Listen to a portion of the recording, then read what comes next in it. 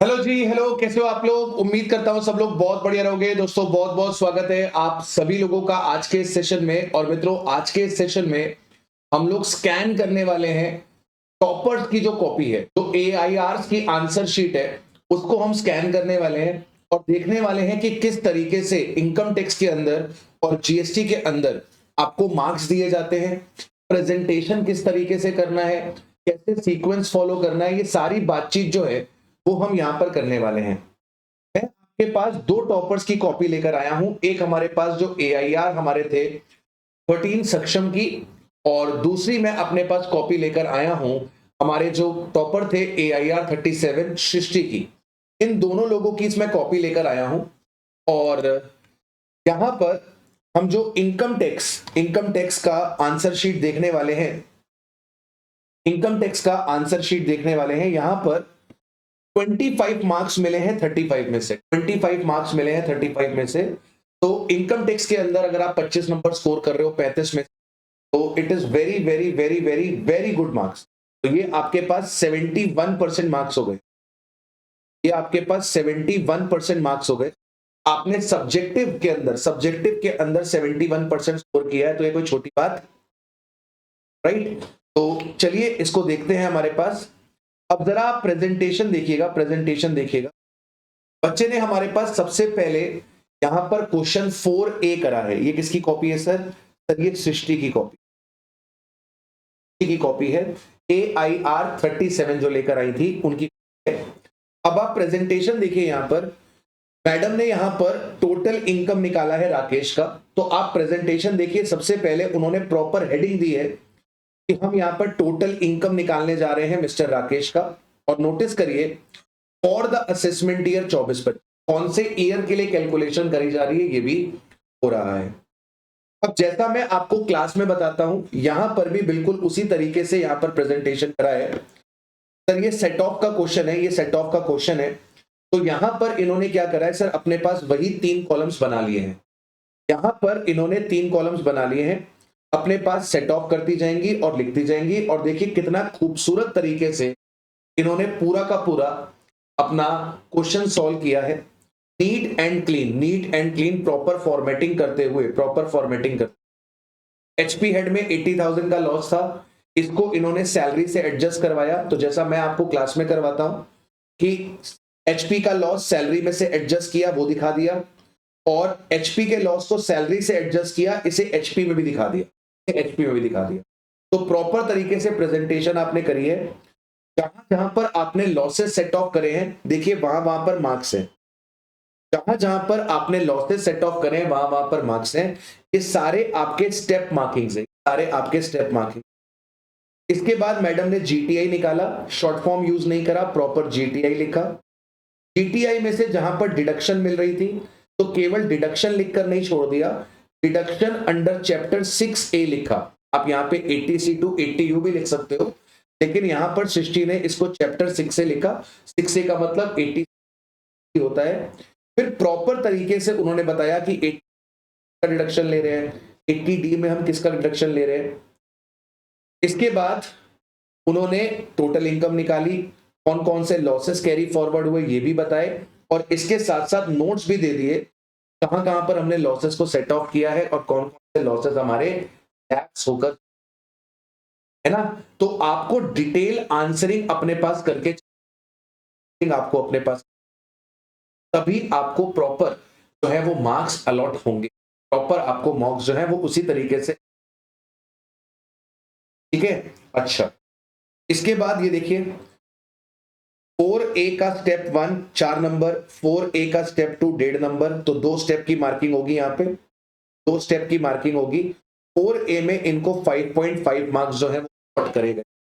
I think 6 number का ये question रहा होगा, 6 नंबर का ये क्वेश्चन रहा होगा। तो 4A के अंदर मैडम को 5.5 मार्क्स मिल गए, 0.5 मार्क्स, जैसा भी उसको ठीक। इसके बाद अगर आप देखो, आपके पास 4B। अब जब आप आंसर देखो तो इसने एक चीज बहुत अच्छी करी है, इसने जगह जगह पर चीजों को हाईलाइट किया है, देख रहे हो, अंडरलाइन कर दिया। अंडरलाइन करने से क्या होता है, एग्जामिनर का ध्यान जाता ही जो मेन एस्पेक्ट्स हैं उसके ऊपर है। तो ये ट्रिक आप फॉलो कर सकते हो कि जब आप आंसर लिखो, जो जो आपको लग रहा है कि यार ये इंपॉर्टेंट लाइन है, ये इंपॉर्टेंट, इस पे फोकस जाना चाहिए, तो उसने वहां पर उस चीज को क्या कर दिया, underline. As per the provisions of the income tax act, belated return is filed by the assessee if the due date for filing the return of income has expired and it is still not filed. पूरी अपनी language लिखी है, कहीं पर भी law का exact wording उसने नहीं उठाया, ओन वर्ड्स में आंसर लिखा है। ये सृष्टि बिलेटेड रिटर्न का सेक्शन भूल गई थी, बिलेटेड रिटर्न का सेक्शन भूल गई थी, तो उसने क्या किया, लिखा as per the provisions of the income.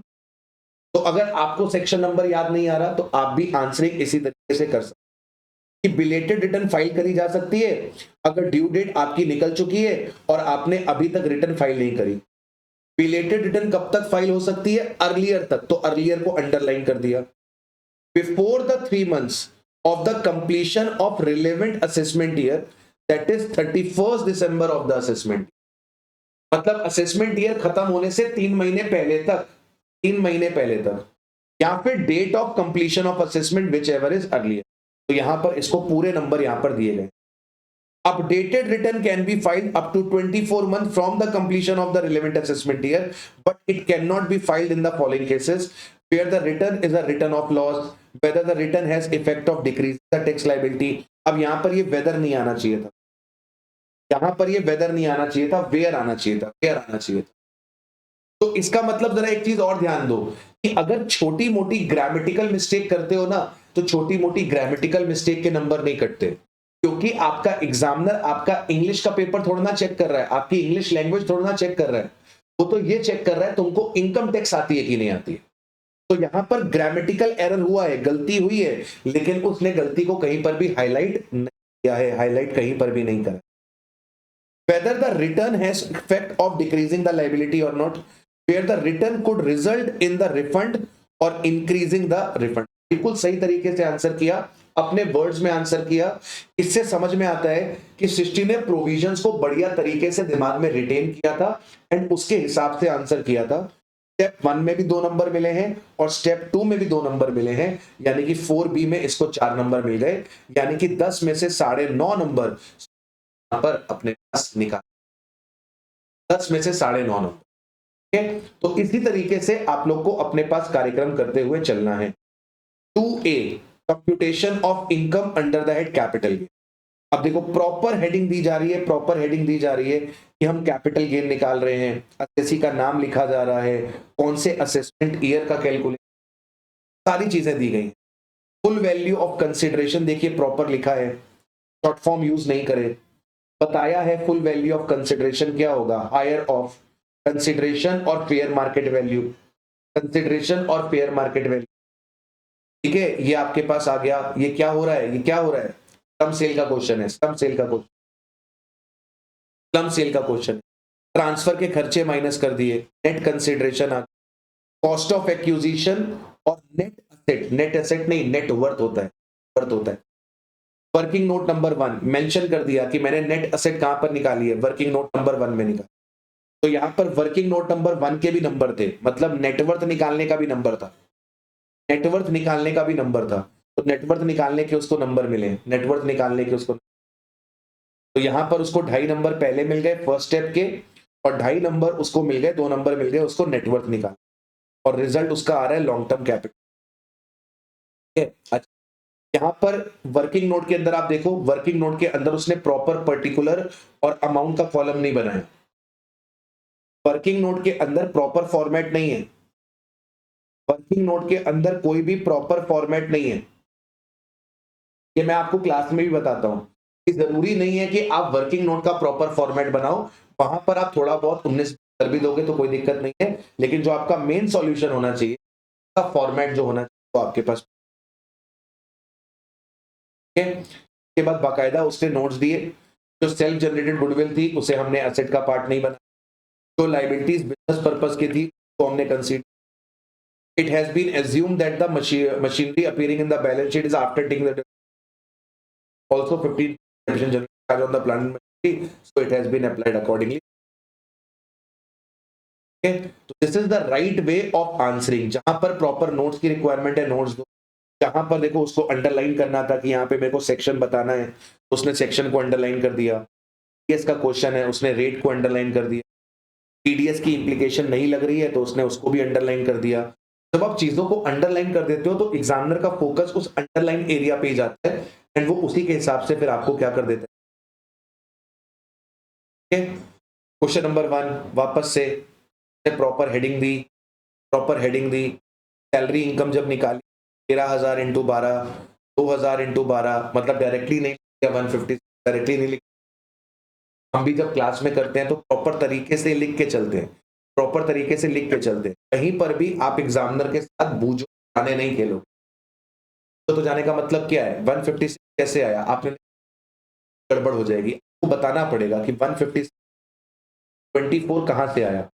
Medical treatment of the son exempt है, एग्जेम्प्ट है क्या उसने, यहाँ पर वो जस्टिफिकेशन भी दे देती ना कि एग्जेम्प्ट क्यों है, और बढ़िया हो जाता, और बढ़िया हो जाता। एचपी की इनकम प्रॉपर तरीके से लेट आउट पोर्शन है, ये भी निकाली, म्युनिसिपल टैक्स माइनस किया, एनएवी आ गई, स्टैंडर्ड डिडक्शन, लॉस आ रहा है, let out, self occupied property. मैं भी आपको क्लास में ऐसे ही समझाता हूँ। जब टोटल इनकम का क्वेश्चन, तो जो हेड्स की कैलकुलेशन है वो टर्नल वाले कॉलम में कर लो, और जो फाइनल इनकम आ रही है उसे आउटर वाले, तो सारे हेड्स की फाइनल इनकम आपकी आउटर कॉलम में।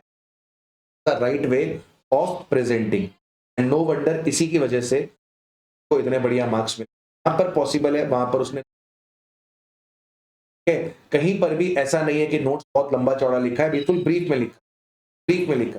No deduction is allowed for the repayment of the, ठीक है, ब्रीफ में नोट्स डाल दो, अपने वर्ड्स में नोट्स डाल दो, कोई दिक्कत। आपको डिटेल नहीं लिखना। ट्यूशन फीस आपको अलाउ नहीं होगी क्योंकि ग्रैंड डॉटर के लिए, चाइल्ड के लिए जब देते हो तो मिलती है। जस्टिफिकेशन दिया कि भाई मैं डिडक्शन नहीं ले रही, तो क्यों नहीं ले रही, आपको जस्टिफिकेशन यहाँ पर मेंशन चलने। जैसा मैंने बोला कि एग्जामिनर के साथ आपको इसी तरीके से, अगर हम सक्षम की कॉपी देखें, सक्षम को भी जीएसटी में मिले हैं 35 में से 71% सक्षम। अब यहां पर आप सक्षम की कॉपी देखो, तो सक्षम की कॉपी में भी आपको एक चीज नजर आ रही है, सर यहां पर ये क्या निकाल रहा है, कंप्यूटेशन कर रहा है वैल्यू ऑफ सप्लाई का, और which is payable under the reverse charge mechanism. अगर आप राइटिंग देखोगे बच्चे की, तो राइटिंग कोई, बट नीट एंड क्लीन लिखा हुआ है, स्पेस देकर लिखा हुआ है, तो मामला रीडेबल हो रहा है, ऐसा नहीं कि रीडेबल नहीं। तो जहां जहां पर उसने payment to director to mister Madan, Madan को पेमेंट हुई है, तो ये आपका रिवर्स चार्ज में आएगा कि नहीं आएगा, उसने प्रॉपर नीचे जस्ट, और जस्टिफिकेशन के साथ साथ नोटिस करो जहां जहां इंपॉर्टेंट चीज है उसको क्या करिए, अंडरलाइन करिए। तो इसकी हैबिट बना लो कि आपको जो इंपॉर्टेंट चीजें हैं, इंपॉर्टेंट कीवर्ड्स हैं, इंपॉर्टेंट लाइंस है, तो आप हमेशा क्या करो, इसी तरीके से भले उसको नंबर नहीं मिले, भले नंबर नहीं मिले, आप ध्यान दो, भले उसको नंबर नहीं मिले, लेकिन उसने प्रॉपर तरीके से अपने जो नोट्स हैं, जो भी उसने ट्रीटमेंट किया है, जो भी उसने ट्रीटमेंट, उस ट्रीटमेंट का उसने प्रॉपर नोट दिया है कि भाई मैंने इसको रिवर्स चार्ज में लिया है या नहीं लिया, तो क्यों, हर चीज उस, अगली चीज देखो कि हर एक स्टेप की मार्किंग है, हर एक स्टेप की मार्किंग, स्टेप 1 के मार्क्स मिले, स्टेप 2 के मार्क्स मिले हैं, तो जितने स्टेप आपके ठीक होंगे उतने स्टेप के नंबर आपको मिले। इसके बाद ये क्वेश्चन आ रहा था आपके पास जीएसटी पेबल का, टेबल यहाँ पर निकल कर रिवर्स चार्ज में, यहाँ पर उससे गलती हो गई, की वजह से यहाँ पर उसका ओवरऑल आंसर के नंबर भी, लेकिन जितने स्टेप्स आपके करेक्ट होंगे आपको आंसर। 6B में प्लेस ऑफ सप्लाई का क्वेश्चन, तो यहाँ पर पहले उसने बता दिया कि प्लेस ऑफ सप्लाई क्या होगी, पहले उसने बता दिया प्लेस ऑफ, पहले दे दिया, यहाँ पर कंक्लूजन पहले दे दिया, और कंक्लूजन देने के बाद उसने क्या करा, वहां पर लॉ लिख दिया। जबकि मैं क्लास में आपको क्या बताता हूं कि पहले लॉ लिखो, हमेशा पहले लॉ लिखो, फिर फैक्ट लिखो, फिर कंक्लूजन। हालांकि इस चीज का भी कोई इंपैक्ट नहीं हुआ, आपने पहले कंक्लूजन लिख के बाद में आपने उसका लॉ लिख दिया, तो भी नंबर डिडक्ट, प्रॉपर तरीके से उसने यहाँ पर लॉ लिखा है कि भाई अगर रिसिपिएंट रजिस्टर्ड है तो रिसिपिएंट की लोकेशन, और रिसिपिएंट अगर अनरजिस्टर्ड है तो पर इवेंट हुआ है उसकी। हर चीज को प्रॉपर हाईलाइट करते हुए, मतलब अंडरलाइन करते हुए। इसी तरीके से आप देखिए अगले क्वेश्चन, पहले प्लेस ऑफ सप्लाई बता दी, place of supply of goods हो, जहां पर सेक्शन लग रहा है the place of supply of goods, बाकायदा उसने क्या किया, लॉ लिख दिया। थोड़ी बहुत यहाँ पर उसने कटिंग वगैरह भी करी है, कटिंग पे भी ज्यादा कटिंग नहीं, उसने गुची मुची नहीं किया, एक प्रॉपर से जहां पर गलती हुई कोई बात नहीं, एक सिंपल सा कट लगाओ एंड आगे। के बाद आप इसका क्वेश्चन, हर जगह पर अंडरलाइनिंग आपको दिखाई, हर जगह पे अंडरलाइन। तो जब अंडरलाइन होती है, मेरा ही ध्यान सीधे कहां पर जा रहा है, अंडरलाइन पे जा रहा है।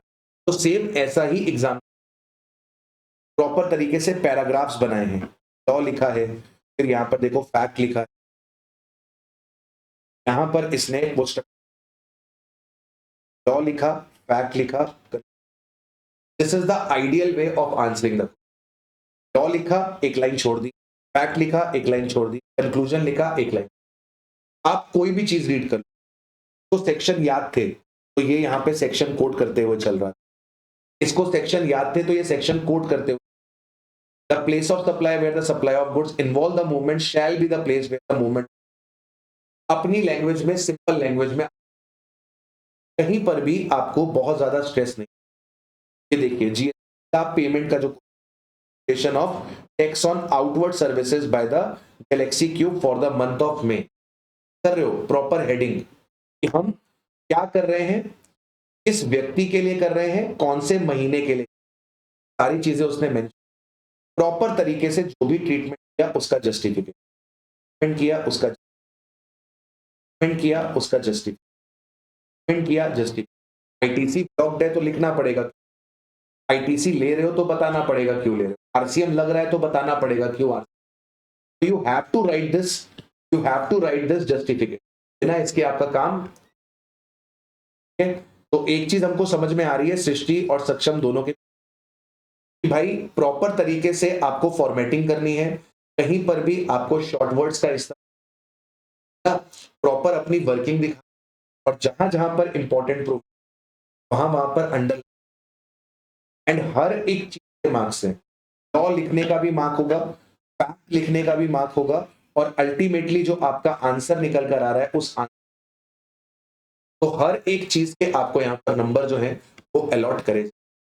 आई होप आपको ये पेपर्स की प्रेजेंटेशन देखकर होगा, कोई बहुत अच्छी राइटिंग नहीं है बोलूंगा, सक्षम की राइटिंग कोई बहुत ज्यादा अच्छी नहीं, लेकिन उस बच्चे ने प्रॉपर तरीके से आंसर्स को प्रेजेंट किया, आंसर्स के बीच में प्रॉपर प्रॉपर स्पेस, जहां कहीं पर भी वो कटिंग कर रहा है बहुत ज्यादा उसको कट नहीं कर, बिल्कुल प्यार से एक बार स्ट्राइक ऑफ करता है एंड स्पेस दे देकर आंसर लिखे हुए हैं, वजह से सारा मामला रीडेबल हो रहा है और आपको मार्क्स में, कहीं पर भी आपके ग्रामर को चेक नहीं करा जाता है, वो कैब्स इंपॉर्टेंट है, लॉ की टर्मिनोलॉजीज है वो इंपॉर्टेंट है, वो आपको लिख, लेकिन सेंटेंस स्ट्रक्चरिंग जो है वो आप अपने वर्ड, तो उसके लिए आपको एग्जैक्ट लॉ वहां पर लिखने की जरूरत, राइट।